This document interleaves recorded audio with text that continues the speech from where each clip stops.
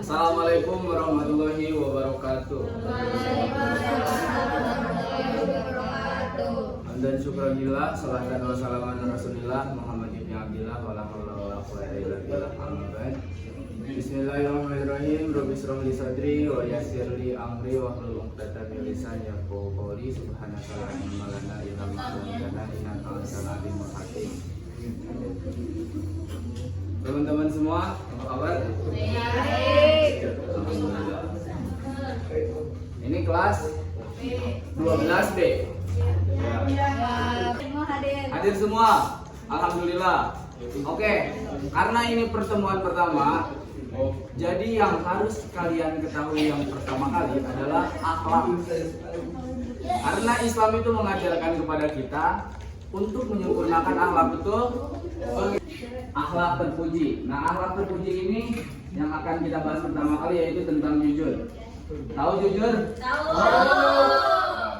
Lawan dari jujur adalah dusta. Khianat. Yang tidak sesuai dengan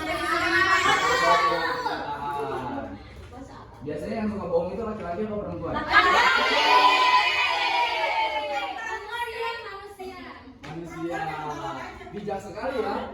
Nah, ini tuh termasuk ke dalam akhlak terpuji, jujur, bijaksana. Nah, dan jujur juga.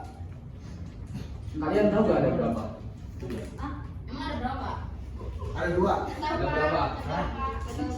Sebenarnya banyak riwayat ya yang mengatakan beberapa harus jujur. Yang saya akan jelaskan jujur itu ada 3. Jujur terhadap orang lain, jujur terhadap diri sendiri, dan jujur dalam perbuatan kita.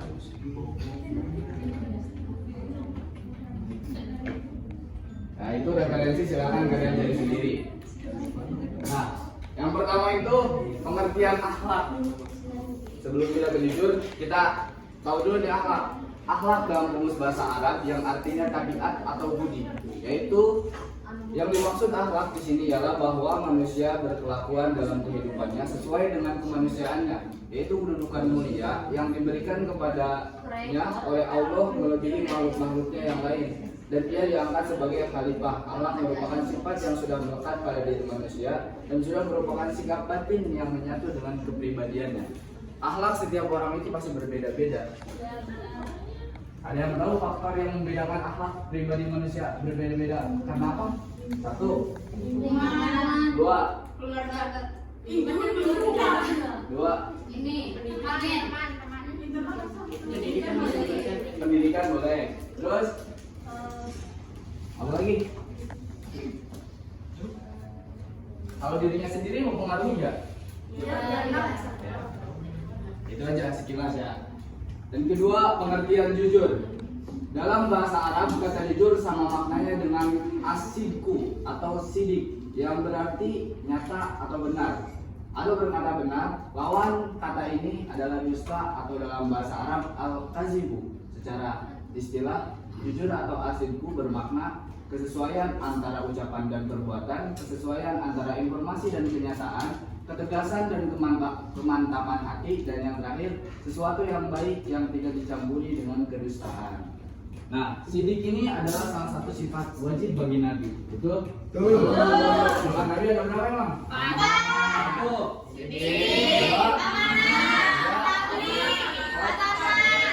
Nah, dalam sidik ini bijaksana pun termasuk ke dalam sidik. Karena sidik itu kebenaran. Ada yang tahu bijaksana itu kayak apa?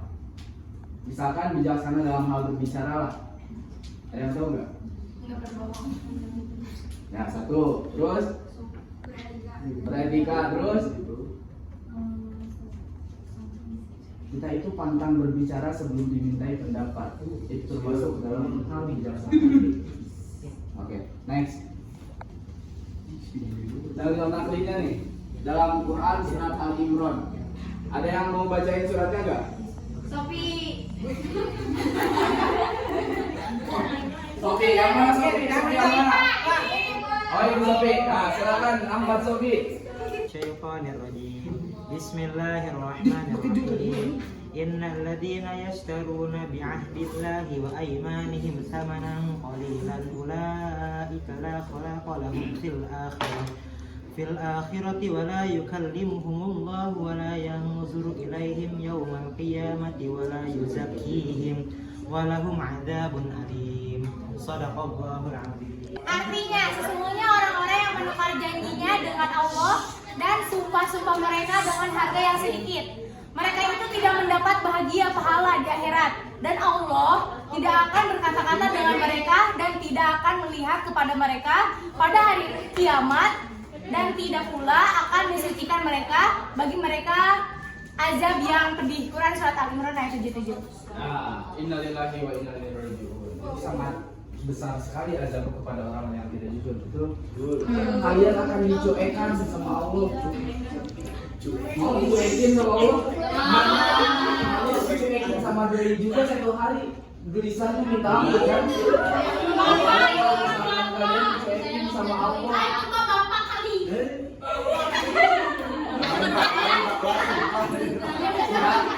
Ada juga referensi dari Quran surat Al-Ahzab ayat 70. Ya ayyuhalladzina amanu taqullaha wa qulu qawlan sadida. Yang artinya, wahai orang-orang yang beriman, bertakwalah kepada Allah dan ucapkanlah perkataan yang benar. Nah, ketika ini Al-Ahzab ayat 70 itu adalah ayat untuk memerintahkan kalian berkata yang benar. Dan Quran surat Ali Imran ini adalah ayat untuk menentukan dan memberitahu kepada kalian bahwa azab orang yang tidak berkata jujur itu sangat menakutkan. Dari kedua penjelasan tersebut, Al-Ahzab dan Al-Imran, ada pesan moral dari ayat tersebut. Ketiga nih, ini terakhir. Untuk memerintahkan satu perkataan dengan perbuatan, atau dengan kata lain berkata dan berbuat jujur. Dosa besar di sisi Allah Subhanahu wa taala jika mengucapkan sesuatu yang tidak disertai dengan perbuatannya. Perilaku jujur dapat mengantarkan manusia yang melakukannya menuju kesuksesan dunia dan akhirat. Bahkan sifat jujur adalah sifat yang wajib dimiliki oleh setiap nabi dan rasul Allah. Orang yang selalu istiqomah atau konsisten mempertahankan kejujuran, sesungguhnya ia telah memiliki separuh dari sifat kenabian.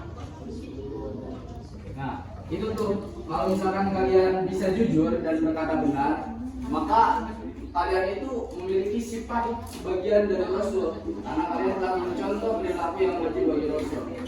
Sekarang kalian tahu gak, kalau misalkan kita tidak jujur, hal apa yang akan kita dapatkan? Masuk di lingkungan. Silakan. Saya Pak, Apa? tidak dipercaya oleh orang Pak. Nah, tuh. Lanjut, apa siapa? Diomelin mama. Diomelin mama. Ya. Hatinya gelisah. Hatinya gelisah, hidupnya tidak akan tenang ya. Tidak tenang. Tidak akan mendapatkan kebahagiaan di dunia.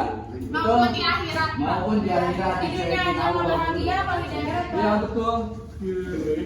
Nah, setelah ini kalian tahu gak berarti ciri-ciri orang yang jujur itu kayak apa? Kayak aku. Pertama,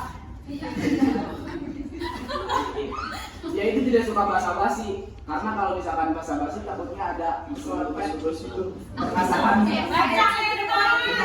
Ya, poin. Memiliki kepribadian yang tenang karena hidupnya itu tadi nggak gelisah, dia hatinya bersih.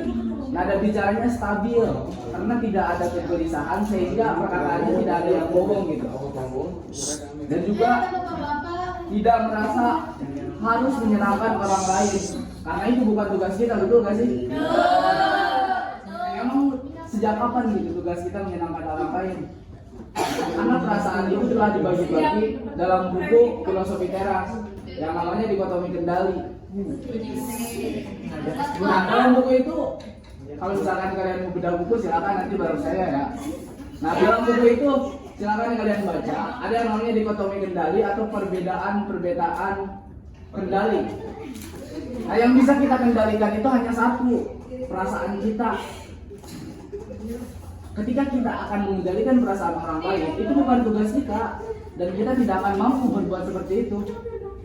Nah, ini silakan kalian bagi kelompok dan di kelompok kalian diskusi tentang perilaku jujur. Sebelum itu ada yang mau ditanyain nggak? Semuanya, setelah kalian membagi kelompok, ini kelompok pertama akan membahas tentang hikmah berperilaku jujur. Kelompok 2 akan menjelaskan tentang contoh berperilaku jujur di kehidupan sehari-hari. Dampak. Dan kelompok 3 adalah dampak negatif ketika tidak berperilaku jujur. Paham? Saya Pak. Ya, silakan. Baik Pak, saya izin menyampaikan hasil diskusi kelompok kami. Jadi hikmah berperilaku jujur itu bisa mendapatkan kepercayaan dari orang lain, pertama Pak. Dan hidupnya tenang karena tidak dihinggapi kebohongan. Dan membawa kebaikan hidup. Dan juga terhindar dari sifat munafik. Dan perilaku jujur dapat mengantarkan orang bebas meraih surga Allah. Sekian Pak. Oke, terima kasih. Tepuk tangan. Silakan kelompok 2. Kelompok 2. Ya, silakan. Contoh dari perilaku jujur adalah tidak mencontek saat ujian. Tuh. Itu contohnya. Satu kan? Ya, satu aja gak apa-apa. Tuh, silakan kelompok 3. Yang pertama itu nggak dipercayain sama orang lain.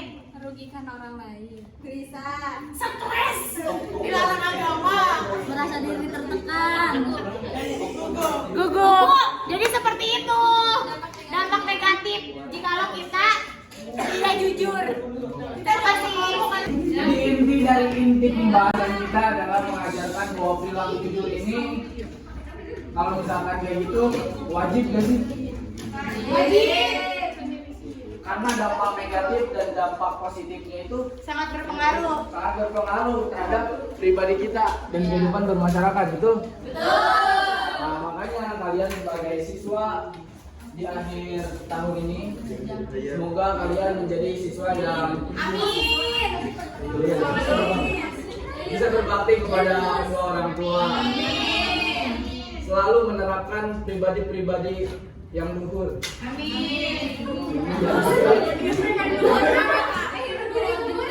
Berbudi luhur itu maksudnya. Oke, sekian pertemuan kali ini.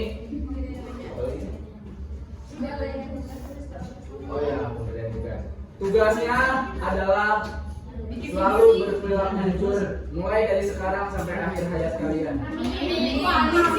Insya Allah. Sekarang kita tutup pembelajaran kita dengan doa kafaratul masjid. Subhanallah. Amin.